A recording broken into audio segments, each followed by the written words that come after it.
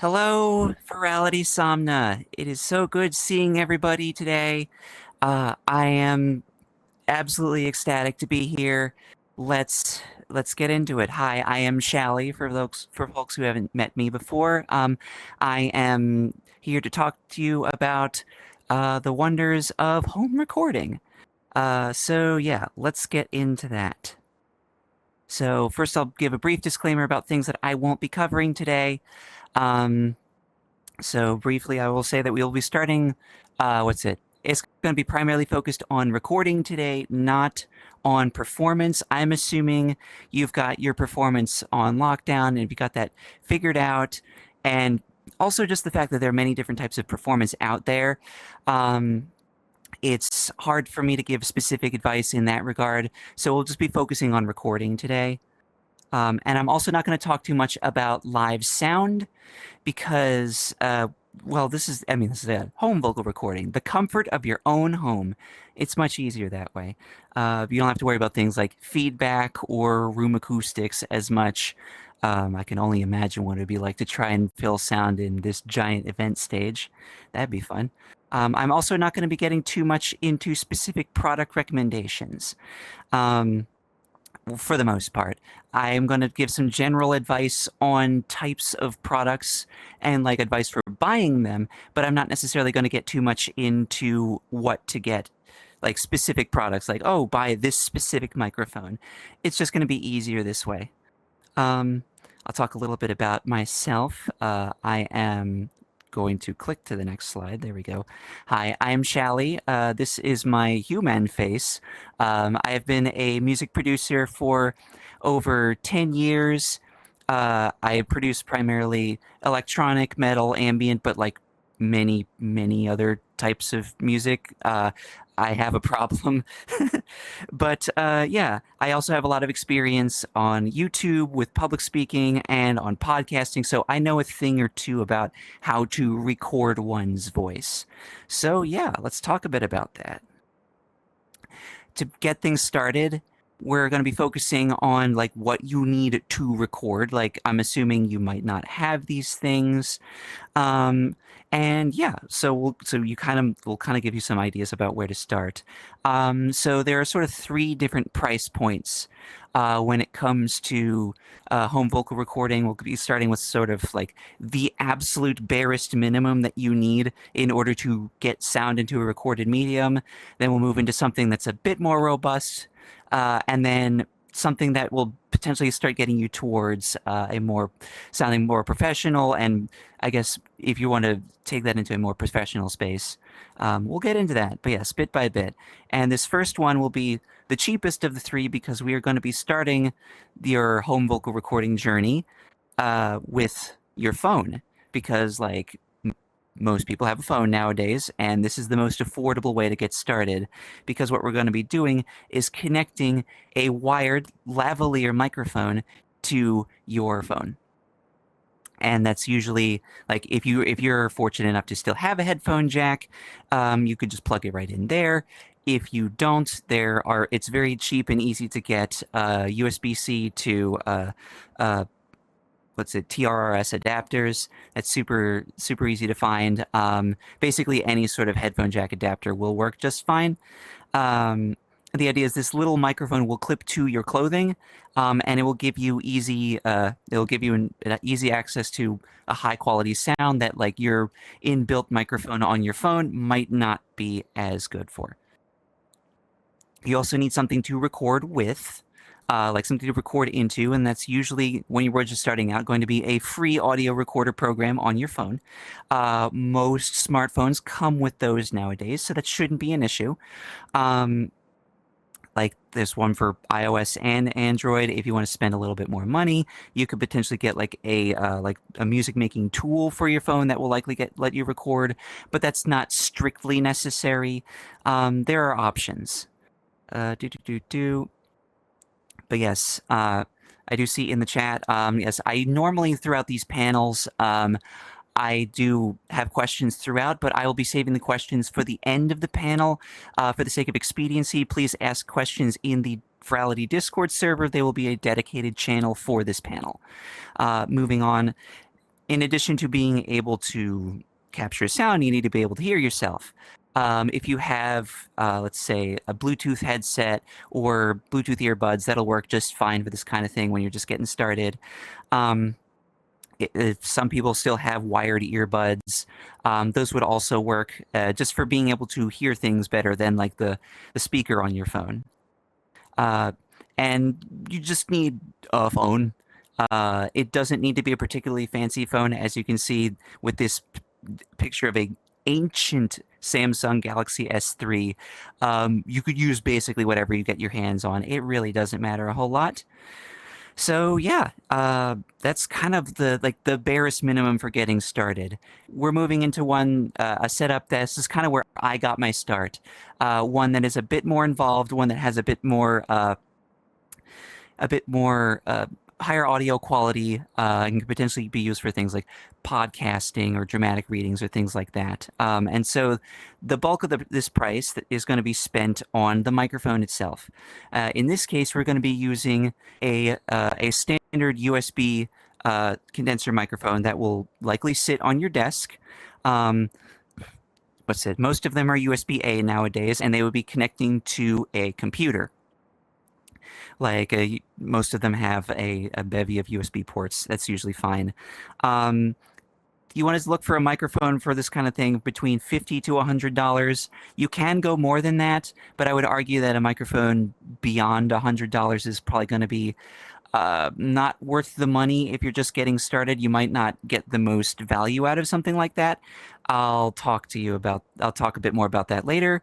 I also would highly recommend not getting a mic below $50 because they tend to have subpar audio quality, and they can have some other problems that are just not worth fighting with. As before, have headphones. Those are a good thing to have. And also, you need a computer. Don't bother getting a new computer. Use this ancient laptop like you can. It's all good. But yes, otherwise there are, as far as like stuff to record into on your computer, there's a couple different options for audio software. We're looking at purely free options here. Like we're talking like if you're on iOS, if you're on Mac OS, that would be GarageBand, very popular choice. There's a program called BandLab Online that I've used that's decent. Um, I used to be less of a fan of Audacity, but I've heard that I haven't had a chance to look into it myself. But I've heard that the newer versions of Audacity have gotten a lot better, so might be worth looking into. But my personal recommendation for free audio recording software is Traction Waveform Free. It is a full-featured digital audio workstation, like no limitations. Available absolutely free. I'm a huge fan. I have a couple friends who use this one as well. They've had very good results with it. All right. Just as far as like general advice for buying things, use what you have at this stage. Don't look to like go out of your way to buy a ton of new stuff. If you're just getting started, honestly, you're better off focusing on honing your craft and like practicing with recording rather than going like, wow, my gear is getting in the way, because it probably isn't. Um, Make heavy use of freeware. There's a lot of really good freeware nowadays. And save your money until you know that this is something that you really want to get into, like, for serious. Before I move on to the bigger one, I'm going to talk briefly about field recorders.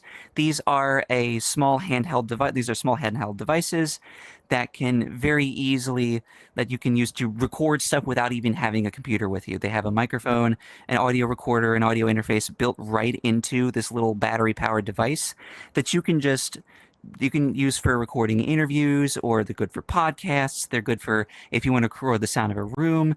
They're good if like people who like go out and record sounds out in the world. Field recorders are fantastic for that. They can be a little bit expensive, but it depends on the features that you're paying for. Before I move on to the next one, I'm going to take a quick sippy minute.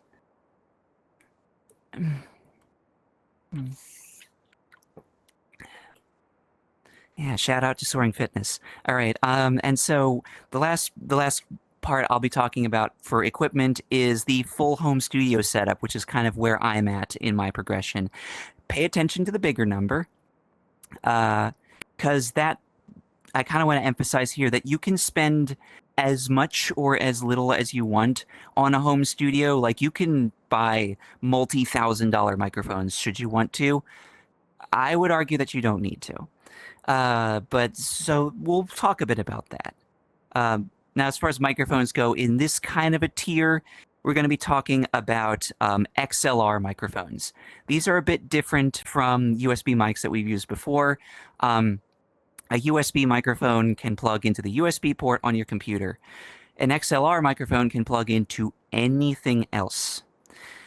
We're talking things like audio interfaces, mixing consoles, guitar pedals, cameras, many other things use XLR. It's kind of like the universal standard for high quality audio recording. As far as you can see here, there are two types of microphones that we're talking about: condenser mics and dynamic mics. I'll sort of just say, if you're going to be focusing on just vocals and you're just going to be recording yourself and pretty much nothing else, and you only want to get one microphone, I would recommend getting a condenser mic. They tend to be particularly flattering on the voice, and they're very popular. I'm a big fan. They run the gamut in terms of price. They have a diminishing returns point around $300 in terms of price, but like a $100 condenser microphone is going to be just fine. And that's kind of where I'm thinking for this sort of price point. When you're starting out, like $100 mic is going to last you for many years. And if you want to be able to record many different types of sounds, not just voice, like if you're recording drums and guitar and what other things, and you want something that also sounds good on voice, a dynamic mic will work pretty well. They're fairly rugged, they're fairly robust. You can make loud noises into it and it won't cause as much issue.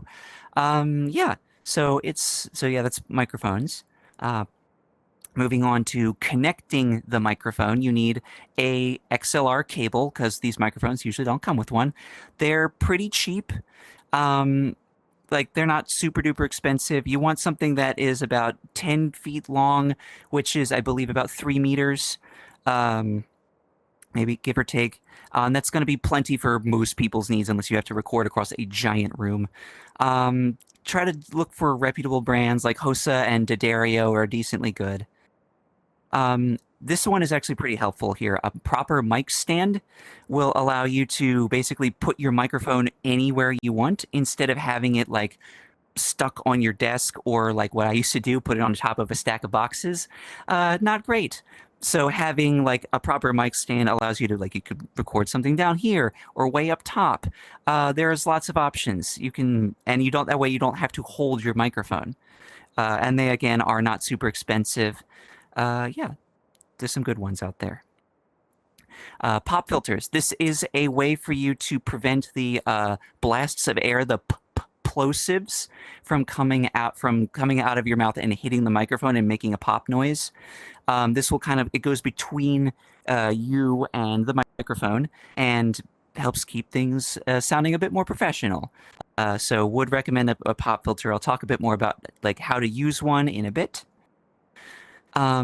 You want to have headphones. They are good to have. If you're looking to buy new headphones for like general home recording purposes, I do like closed back over ear headphones. Wired headphones are usually the pretty common ones, but yeah, you want like closed back headphones are generally pretty good for preventing the sound from your headphones from going into the microphone, which will cause it won't cause feedback, but it just won't sound very good. So that's something to be aware of. But yeah, like most sets of headphones that are like closed back are going to be fine. There's some good brands out there. Computer, you definitely will need a computer for this setup. If you are looking to upgrade your PC, looking for one that has more RAM so that you can have more space for managing samples, a bigger CPU is going to be important. Lots of USB ports, at least a terabyte of storage, because you're likely going to be generating a lot of audio files as you record things. If you want to travel, get a laptop. If you want something that is more, that's something more powerful. I mean, like, let's put it this way: if you are in PCVR right now, your computer is just fine. You will not need anything more sophisticated than that, because like a PC that can do PCVR can absolutely handle home recording. Uh, as far as audio workstations go, we're looking at premium audio workstations here. This is more in the terms of like you get more features, you get more like effects, more virtual instruments, more synthesizers, more like sample libraries, things like that. So it's like you're paying for like extra stuff that allows you to like fully build out an entire song. That's really powerful and really useful. There are lots of really good ones out there from many brands. I personally am a fan of FL Studio, but I highly recommend that you pick the Digital Audio Workstation or DAW or DAW if you ever hear that term for thrown about.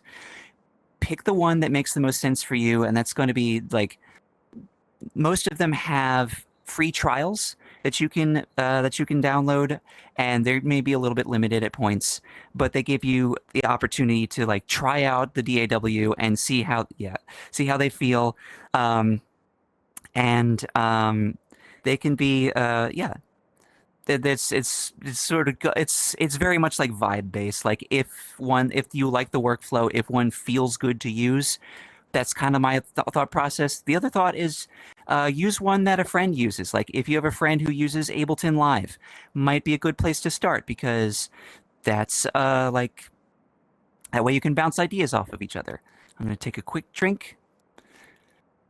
All right. I think I might actually just keep this closer to me. Yes. I'm seeing a lot of love for FL Studio and Reaper in the chat. Very, very good.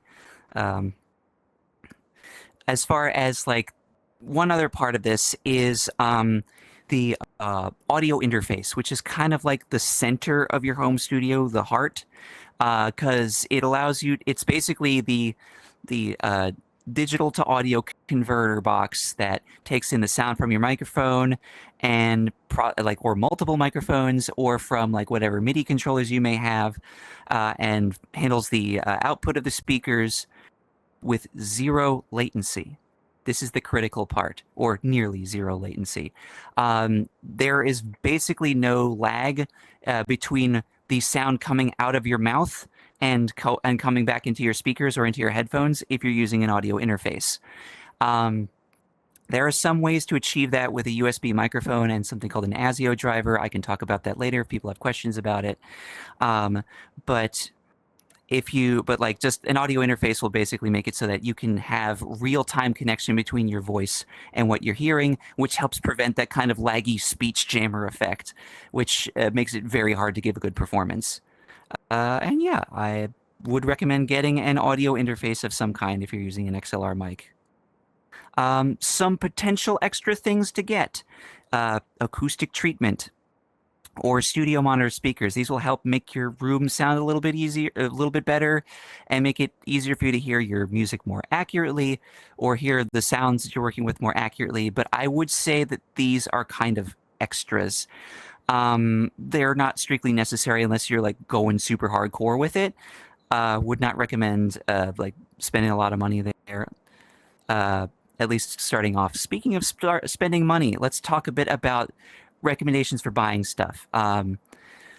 Buying expensive gear can be really good. It'll last longer. It's easier for you to get a high quality sound without with less effort. And so it's less frustrating. I would generally recommend not cheaping out on things because like you're likely going to be fighting with cheap gear. That's not going to be a good time. And there's something to be said about having equipment that inspires you. Like if you have a particular microphone that makes you go, "Wow, this is fun to use," then you're going to use it more, and that's a good thing. What's it? I would caution against though spending too much money on expensive gear up front. There, for starters, there's a bit of a diminishing returns point, like the difference between, say, a $300 condenser mic and a $1,200 condenser mic is a lot smaller than that 4x price increase would suggest. Um, and like when you're getting started, like the little details don't really matter a whole lot. Like you don't need to sweat like, oh, does this have like a particular type of mic grill or like or is it gold plated or whatever. Like that doesn't matter for most people's needs. And then so my point is like for some of this like really big fancy gear, like you're gonna be it's kind of a waste of money to spend too much of it up front. Like you're not gonna get as much bang for your buck beyond like $100 microphone, for example. Um, I would just generally encourage you to focus on buying the essential things first, like have a microphone, an interface, a cable, a mic stand. That's usually enough to get you started. Things that can serve multiple purposes are going to be your friend. And honestly, one mic, a single microphone, is all that you will need for a very long time. You don't need to have a cabinet of 15 microphones. That's excessive for most people's needs because at the end of the day, most of us aren't Hans Zimmer here who have this giant super studio with a wall of modular synths, 8 speakers, a giant organ keyboard with a 5 monitor setup. No, most people don't have that. Like you honestly don't even need that. For most people's needs, something a bit more simple, something a bit more basic. Like this is my home studio. It's I've got a computer, I've got a keyboard, I've got a couple microphones, speakers, audio software, and a guitar pedal addiction. Please don't look at that. I have a problem. But yes, otherwise it is very like you don't need a whole lot of stuff. You just need the basics. And with these things, I'm able to make pretty much as much music as I want. Um, Before I move too much further on to how to use the things, I'm going to take a quick sippy. Uh, hmm. Yes, I see a comment in the chat. Nice axe. It is a Legator N6X Amethyst. It is my baby. Her name is Serendipity. I'm a fan. Um, okay, so now that you have recording equipment, let's talk about how to use it. Um, so starting out, this is kind of like the more important part of the presentation because like just getting stuff, most people can just get stuff. But here, what matters is like how to use it. So if you have a choice of where you record, pick the room that sounds the best. When I say best, what that means is like lower room reverberations, less ambient noise, things like that. They will make it a lot less of a hassle to record. If you don't have a choice in where you record, like a lot of us are staying in, say, like a 1 bedroom apartment or something, that's fine. The idea is you can take the space that you do have and make it work better. And there are ways so like you can reduce the noise level by like closing doors, making sure you're a bit farther away from a noisy computer fan, like maybe turning off air conditioning or a heater if it's going to be making fan noise, which I know is not comfortable, but like, hey, sometimes if it's noisy, you got to make a compromise. Putting up some things on the wall to reduce reverberation, like curtains. Some people put mattresses up on the wall. Having a big like a bed or a sofa in the room will help dampen the reverberations of a space. Having a rug, um, a and then if you want to kind of go a little bit further with that, you could make your own what they call isolation booth. Or vocal booth, which is basically a small enclosed space where you put the microphone that is very acoustically dampened. There are a couple really easy ways to do that. The first one that is really easy is to use just a linen closet. That's super popular. You can literally just put your microphone inside the linen closet and you just close the door, and it's already fairly acoustically dampened. Very little to worry about because it's just like there's towels and bed sheets everywhere. It works great. Another easy option is to just take a standard four-leg chair, flip it upside down, put it on a table, and then drape like a large puffy coat or like a quilt or a blanket over top of it, and then put the microphone inside. You have a vocal booth now. It's great. That's how a lot of people get their start. It's super easy to work with. You don't need to spend a ton of money on like buying a isolation booth unless you want to get fancy. Yeah, it's great. For example, this is my isolation booth. It is literally a cardboard box that is full of acoustic treatment stacked on top of more acoustic treatment. Because I struggle to put that stuff up, I have a problem. Uh, yeah, so you use what you can. It's all good. Now, let's talk a bit about like how to actually place a microphone so that you can get a decent sound out of it and get a high quality recording. So this is kind of like one technique that I use a lot. It is not the microphone placement technique, but it is one that many people use and one that I have found helpful. So you start by taking the grill of your microphone and like you have it on your mic stand, and you point the grill of that microphone at your eyes. You basically have it set level with the floor and pointing at your eyes. And then you tilt the microphone down towards your mouth. The idea is that by having it up above and then pointing down, the air from like your nose and your mouth, your face holes, comes out and down. And so by putting the microphone above it, it's less in the path of the air, and so there's less likely to be like breath noise and plosives and stuff like that. So that's always very helpful. And then once you have the microphone placed, you then put into position your pop filter. I generally gauge distance using my hands just because I don't want to have to like, oh, I have a tape measure. That's fiddly. You don't need that for most purposes.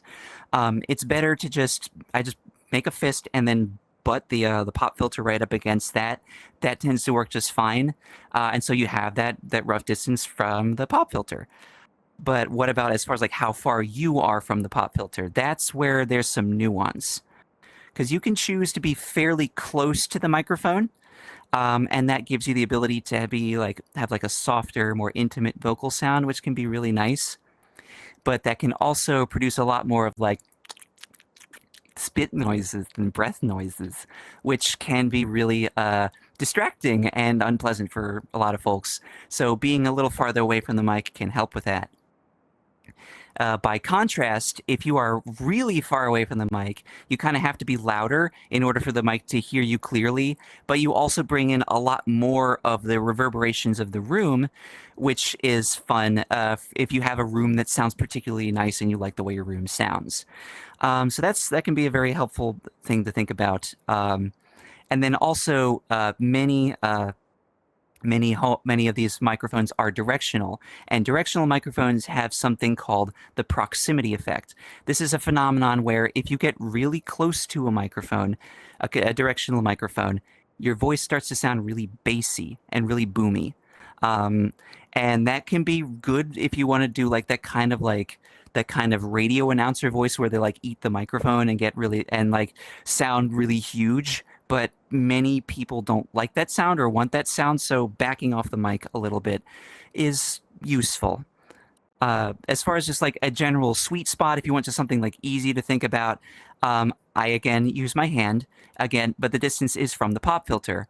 The sort of distance between like my fingers being closed together and my fingers being splayed is roughly 8 to 12 inches ish. But that's kind of a good sweet spot as far as like not being too far, but not being too close to the microphone. Basically it'll help. Yeah, like I said, it's a sweet spot. I found particularly useful. Unless I need to get really quiet, then I might even be like pressing my nose against the pop filter, which I usually don't do, but unless I'm trying to be like super duper quiet. So just summarizing real quick. Put yourself in the center of the room or in a vocal booth. Put yourself in front of the microphone. Put the microphone above, pointed down at your mouth, and then put a pop filter there. And you can play around with distance as far as like more or less room sound. and whether or not you want the proximity effect. There is kind of an art, like they call it working the microphone, where it's like, depending on the type of performance that you're giving, you may move closer or farther from it as you're going along. That's very normal. And like once you've gotten more familiar with recording, you'll start to get a sense of what sounds good to you. Some other things to think about with recording. I'm assuming you're going to be recording yourself. When you're recording yourself, make sure you can hear yourself. Like I mentioned before, being able to hear your voice in real time with zero latency, because you don't want to be like don't want to have it a situation where like you just hear, say, like your background music and you can't hear your own voice through the headphones, because that results in like that kind of weird muffly effect, and you end up kind of giving an unusual performance that you likely wouldn't give if you can hear yourself more clearly. Now, I will say, a lot of people hate the sound of their own voice. As a trans person, I can kind of understand where you're coming from, but I will say there are some things to think about that may make that a little bit easier. The first one that helps is doing your best to make your voice sound as nice as possible, like by adding effects onto it. Is a good way to do that, like by adding like compression, EQ, a de-esser, maybe a little reverb to make it sound all big and shiny and cavernous. That could basically make yourself sound like a superstar. I'll talk a bit about effects later. And they can be basically make yourself sound like a superstar, and it's going to be a lot less jarring than hearing like your plain naked voice coming through the microphone. The other thing that helps is honestly just exposure, just spending time with it, like hearing the sound of your own voice recorded many times. Like, I've gotten fairly used to what I sound like over the years. I had to kind of rejigger that a little bit with transition, but I otherwise have been able to, I've gotten largely used to what I sound like when I am recorded. And so and so with that in mind, it's like, yeah, it's just kind of exposure therapy in a way.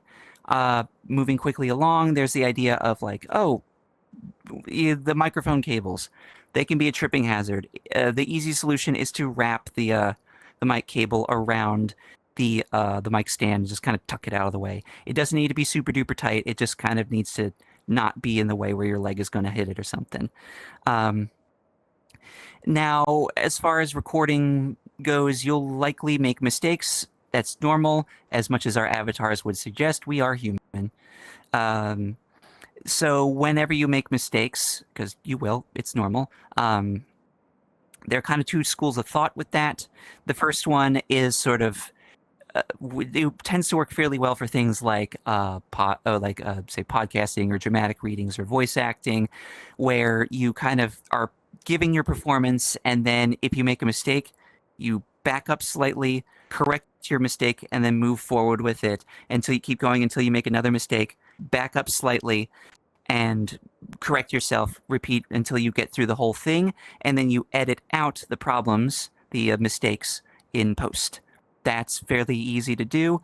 Can be a little bit finicky to work with if you're doing something that requires timing, like music.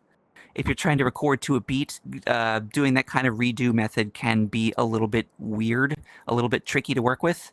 So what I do for music recording instead is I do full takes, where it's like you take either a full piece of the song, like the full song end to end, or like a section of it, like say just the chorus or just the verse, and you do the entire thing all the way through, mistakes and all. And then you do that again and again, like 3 full recordings or more. You can give yourself more recordings. I used to limit myself to just 3, and then that gave me anxiety and I never recorded, so I stopped doing that. So I instead prefer to like give myself as many recordings as I want to do up until like I start to get tired or something. And then what you do is you have those full recordings, and then you edit them together, taking the best bits out of each one, and you do what they call comping, where you basically like comping or compiling, where you basically make a super performance out of all the recorded takes that you made. It sounds like cheating, but everybody does it, and there's no such no such thing as cheating in music, because music is not a sport. Um, so anyway, last thing I want to talk a bit about is preventing clipping. Clipping or peaking or distortion is what happens whenever the sound coming out of your mouth is too loud for the microphone. And that's not great, because that sounds very amateurish. It sounds like gross. If you want to do distortion, it's better to do it intentionally with effects rather than by clipping the mic, because you could potentially even damage your microphone. The way to prevent that from happening is by doing what they call gain staging, which is where you control how loud the microphone is going into the system. Most audio interfaces actually back up slightly. Boop, boop, boop, boop, boop, boop, boop, boop, boop, boop, boop, boop. I am making everyone sad. Apologies, I should not do that. Okay, so as you can see, there is looking at the audio interface here, there's a little knob on it that shows that basically the little knobs on the left side, those are the input gain knobs. And you can control basically how loud the signal is going into the system.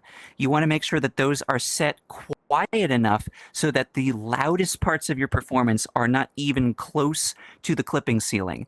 You can generally see most systems, like most audio interfaces and most, I'm going to move back to my spot. Most audio interfaces, most audio recording software have a little volume meter, and most of the time you've likely seen it where it has a little red line at the top. That little red line is the clipping point. That is, you don't want to cross that point with any part of your signal, because clipping, that's distortion. You don't want that. And so, yeah, make sure, like I said, the loudest part is not too loud. And then you're like, oh my God, now I can't hear myself. What you do is you turn up the output gain on your audio interface or in your music software, your audio software. So that way the sound is quiet going in, but then loud coming out, rather than being loud coming in and then clipping. So that should make things a lot easier and help you get higher quality recordings. I'll talk briefly about mixing, which is more or less just like making sure that all the different audio signals that you're working with play nice together and sound good together. The first part of this I mentioned before is going to be audio editing, where if you've ever edited video, editing audio is basically the same thing. You have like a big, basically like all the audio clips on like a field or a playlist, and you go through and trim out the bits that you don't want. Like things that you don't think should be there, things that are distracting, like errors, mistakes. If you're dealing with things like podcasts, stuff like that, you're working or a dramatic reading, be careful about dead air, like long periods of pause, because that can be a distraction in its own way. Like I'm listening to this dramatic reading of like a book, and then there's just like this extended pause, and I'm like, oh, did it freeze? It's like, no, they just stopped talking, and that's really jarring for people. I also will generally suggest if you have a recording and it just isn't working, like it just doesn't sound good even through all of the different takes that you've done, re-record it. It's better than trying to fight with a bad recording. It's not worth your time.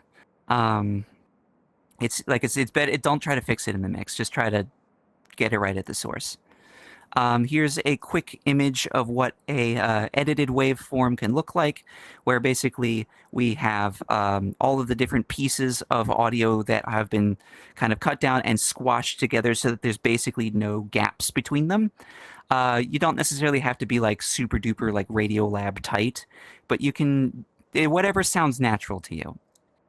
I'll talk a bit about level balancing next, which is basically just making sure all the different sounds sound nice together.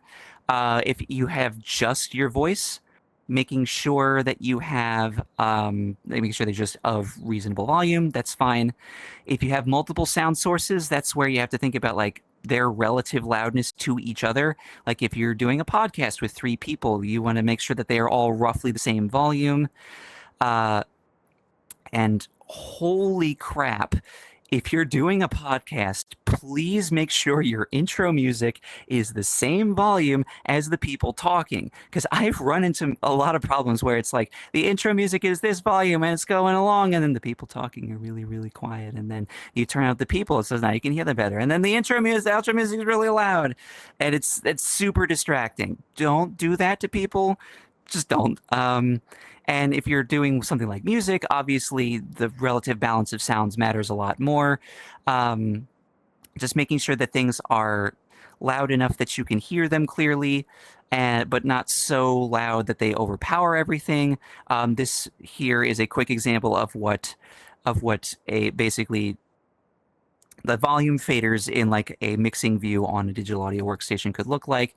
There's a lot of things going on here. For if you're just doing something simple, you will probably have a lot fewer tracks, but this was a bigger, more complicated song just to give you an idea of like, hey, we're balancing the volume. This is kind of what it could look like. I'll talk a bit about two very useful vocal effects that you can apply. These are ones that are relevant to most forms of home vocal recording, EQ and compression. EQ or equalization, an equalizer is often called. It's your car's stereo. Like, you have bass, mid-range, and treble, usually 3 knobs, and you can turn them up and down. An equalizer is like that, but like way more powerful. Instead of having 3 bands, it may have like 7 or 10 or 20 or infinite. And you can just move them up and down and make them as wide or as narrow as you want. And it gives you the ability to precision sculpt the spectral profile of your audio, which for most vocal recordings is pretty simple, or at least for mine. If you have a high quality, if you're giving a good performance and you have a nice microphone, you likely won't need a whole lot of vocal EQ. It generally just sounds really good right out of the box, from my perspective. At least, maybe I've just been really lucky and my microphone likes me. I don't know. But there's some small things that will still be useful for most people where, like, for instance, there's that little dip around 400 hertz there. That is a good way to sort of pull out some frequencies that can sound a little bit boxy and unpleasant. You don't need to put like a huge dip, just like a small one there is fine. But you can skip that if you need to. What really matters is that big cliff on the left-hand side. That's what's called a high-pass filter.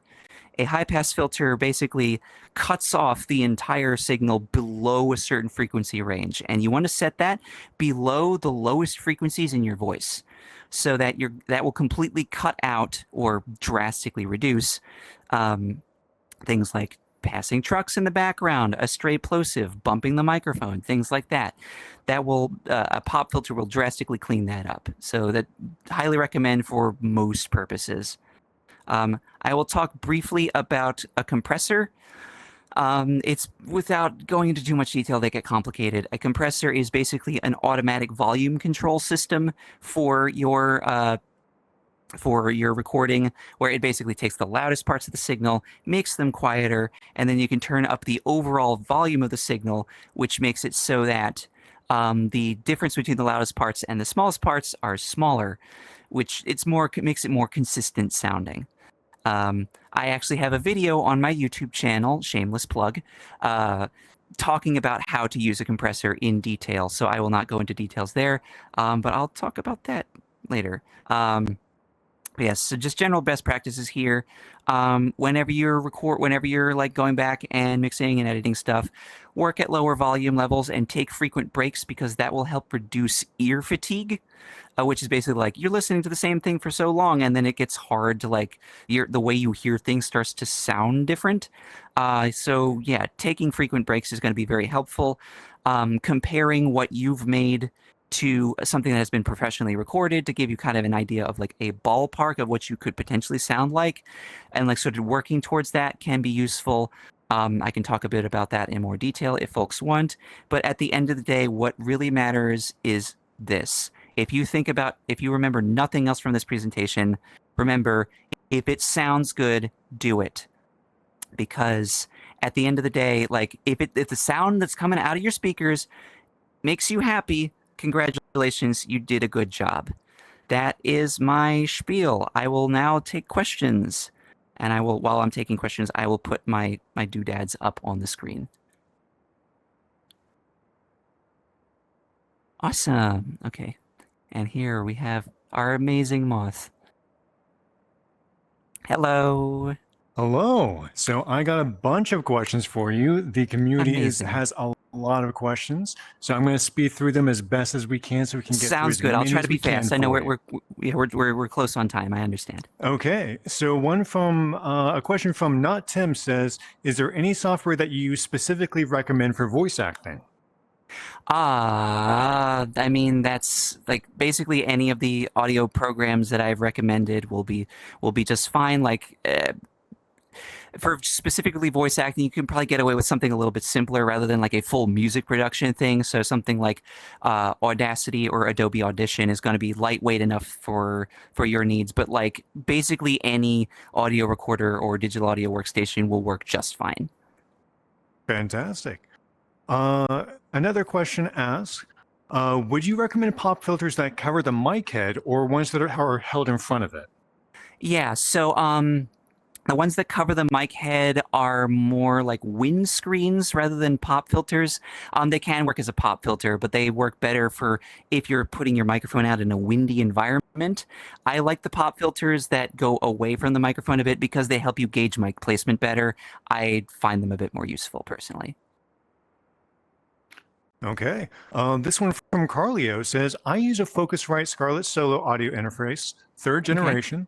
Okay. Sometimes I notice that there's suddenly delay between me talking into the microphone and actually recording and reaching the other side, such as Discord or miscellaneous things like that. They'll see their icon turn green after a couple of seconds instead. Why is that? And is there a way that can prevent that? Replugging it solves it, but how do I prevent it overall?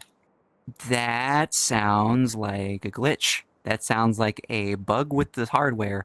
I was going to say, oh, maybe adjust the buffer size, but like if replugging it does that, I had an issue with the Focusrite interface back in the day where it created this weird distortion effect whenever I turned on my music software, and replugging it fixed it.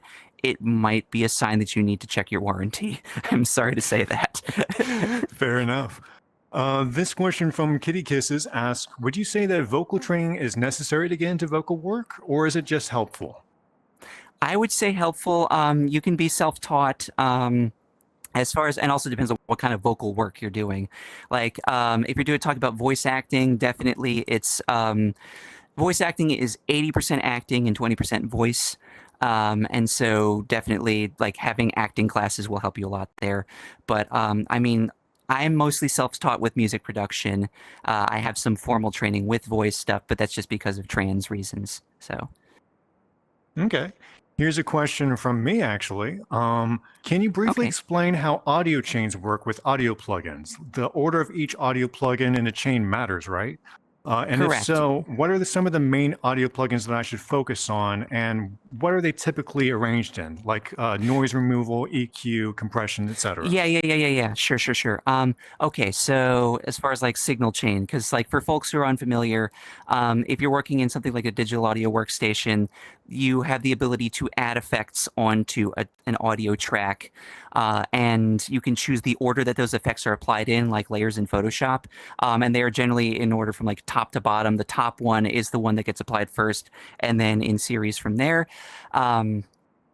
Noise removal is like, if we're talking something like a noise gate, something like an active noise removal program, I would usually put that first. I would usually go, for my vocal chain, I usually go noise gate, EQ, compression, a de-esser, which is basically like a compressor specifically for the high sibilant frequencies, and then any fun effects after that, like delay, reverb. If you're going to be adding distortion, that you could maybe add that a little bit earlier in the signal chain.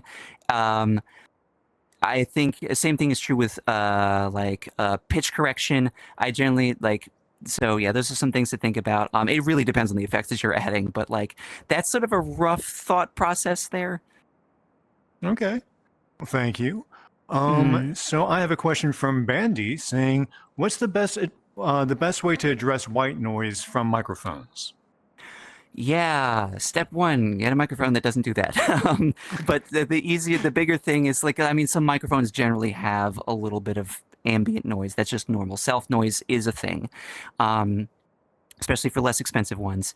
Uh, there is you can get around that a little bit with something like I mentioned a noise gate, which is basically a compressor in reverse that kind of cuts out that stuff.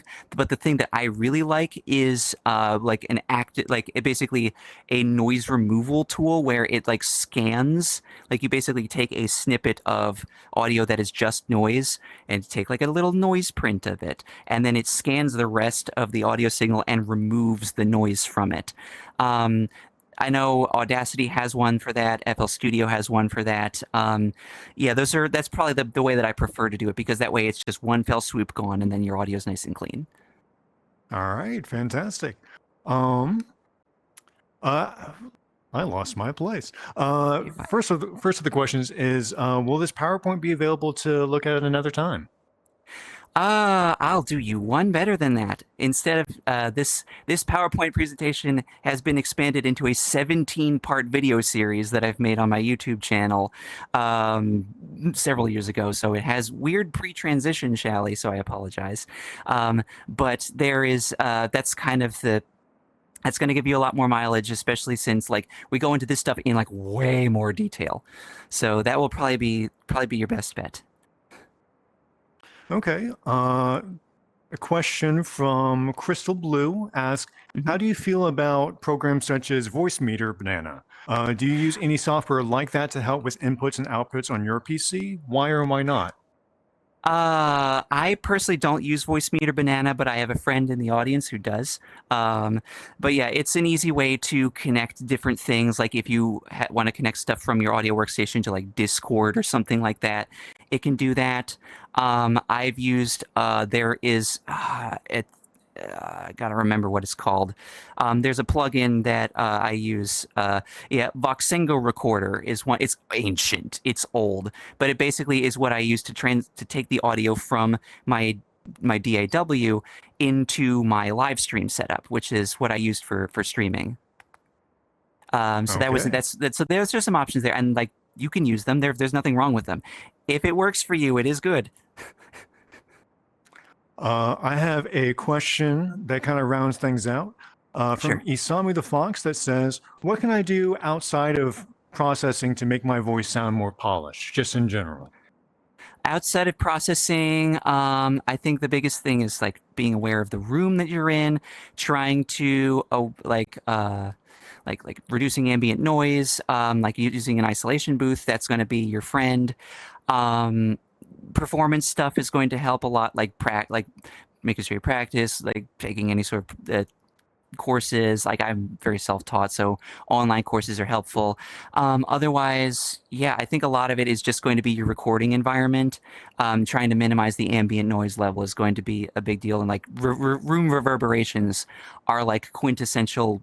What people think of as sounding amateur, a very dead acoustic environment tends to sound more professional. So like the isolation booth method that I mentioned, like linen closet, drape over or with a chair and the quilt or something, that works just fine. Fantastic. I have one final question that kind of mixes a couple of them together and kind of summarizes them. But outside of finding a recording booth or stacking things up and putting like your microphone in there, are there other suggestions for people that may have like roommates or not a environment that's typically good for that, like going to a car or a garage? Or what are some suggestions that they can use for Yeah, so having that's a actually dead really sound? great. Yeah, exactly. So, well, for starters, the goal is not always acoustic deadness. Sometimes you want something, sometimes you want a reverberation. But I will say, car recording is great. A lot of people record in their cars. It is also an acoustically fairly dampened space because of all the seats. That works very well. And going so like yeah, and if you want to set up like an isolation booth or a more private space in a garage that is away from roommates, that can be a challenge because I understand like not wanting to disrupt people. The thing that's I found that's helped me has been primarily like choosing when I record. choosing to record at a time when I am not going to be disruptive for other people and when other people aren't going to be disruptive for me. Because, like, I've had noisy neighbors upstairs. I get that. All right. The final question, and probably the most important one, where can people find you and ask more questions or find more videos and tutorials? Yes, absolutely. So yeah, I am Shally Dragon everywhere, except in VR chat where I am Shally Durgan. But yes, everywhere I am Shally Dragon, and you can find like, if you want to listen to my music, shameless plug, I am on YouTube and Bandcamp and Spotify. But like as far as like tutorials go, it's all on my YouTube channel. And if you want to ask me more specific questions, I will actually be in the Discord server after this to answer any questions that we didn't get to here, and I'm more than happy to help out. Yeah, just ping me. I'm here to help. All right, fantastic. Thank you, everybody. Have a good con. All right, thank you guys so much. And remember, you can still ask questions in the Discord. Yeah.